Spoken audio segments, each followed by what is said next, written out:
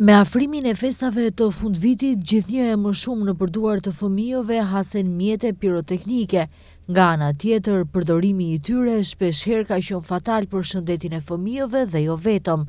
10 persona kanë përfunduar në kirurgjinë e Spitalit Klinik të Tetovës viteve të kaluara, të cilët kanë pësuar lëndime trupore si dhe djegje në duar. Mjekët thonë se rrezikshmëria është e madhe nga përdorimi i pakujdesshëm i fishek zjarreve dhe mjeteve të tjera piroteknike. Kryeshefi i repartit të kirurgjisë, Ilas Miftari, thotë se tashmë në treg ka më shumë lloje të mjeteve piroteknike dhe qasja është më e lehtë që një fëmijë t'i blejë të njëjtat. Fëmijët e kohës sotit që më tepër janë nën mbikëqyrje të prindërve për dallim prej kohës së dikurshme kur fëmijët kanë qenë më liberal, nuk kanë qenë as në mbikëqyrje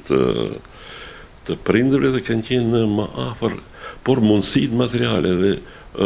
llojet e mjeteve piroteknike kanë qenë më pak në numër dhe mundësitë materiale të atyre fëmijëve kanë qenë më të vogla, kështu që lëndimi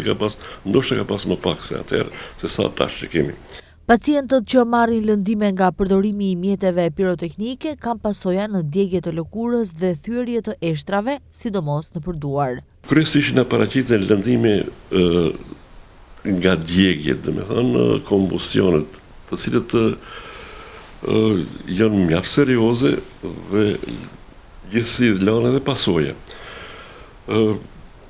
Gati deri në shkallën e tretë, se ne në mjekësi ndajmë lëndimin 4 shkallë ose 5 shkallëve, eventualisht shkalla e parë, 2A, 2B, 3 dhe 4. Për mjeteve piroteknike nuk kemi shkallë të 4, por deri në shkallën e tretë, do të qenë kupton se përveç epidermës ose asaj mbi lëkurës, shtresës sipërfaqësore, kemi edhe djegje të dermës apo të lëkurës dhe djegje të indeve nën lëkurore, domethënë si shkallë e tretë. Përveç djegjive kemi edhe lëndime që mund të themi edhe të traktit respirator, që zakonisht kemi ngulfaqe si pasojë flakadanëve prej llojeve të tymnave që këta kapsullat shpërthyese që mund t'i themi, që zakonisht përdoren si një nga llojet e mjeteve piroteknike, të cilët shkaktojnë ata lëndime dhe si lëndime më karakteristike janë lëndimet të ekstremiteteve, si zakonisht ndodhen te fëmijët, lëndimet të ekstremiteteve ku kemi deri te amputimi ose amputimi traumatik që ne i themi, ose lëndimi aq i rëndë vjen deri te sa që kemi thyerje të kockave të dorës ose aty segment pjesëve distale të fragmenteve të gishtrime kryesisht. Ndodhet se përveç tyre, por më tepër është lëndimet nën lëkurore që zakonisht i kapin ose tetivat e muskujve, tetivat e muskujve të dorës, të cilat lënë pasojë që të cilat duhet më vonë duhet korrigjohen dhe rikorrigjohen disa herë me operacione me ndërhyrje kirurgjike plastike ne që i themi, të cilat të lënë pasojë dhe lënë invaliditet të fëmijët.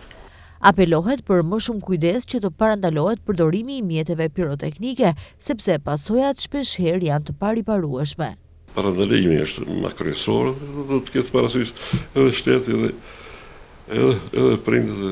edhe arsimtarët, domethënë kanë një lloj përgjegjësie që mos vihet deri te ajo, se po që vjen te ne është mundësitë janë të limituara. Jo se mjekësia nuk ka përparuar në atë aspekt, por janë të limituar, nuk ka mundësi për shembull ta rikthen funksionin e një organizmi ose një organi që e humb, sidomos amputacionet e kishtrimit, domethënë ngelen me tmeta fëmijët,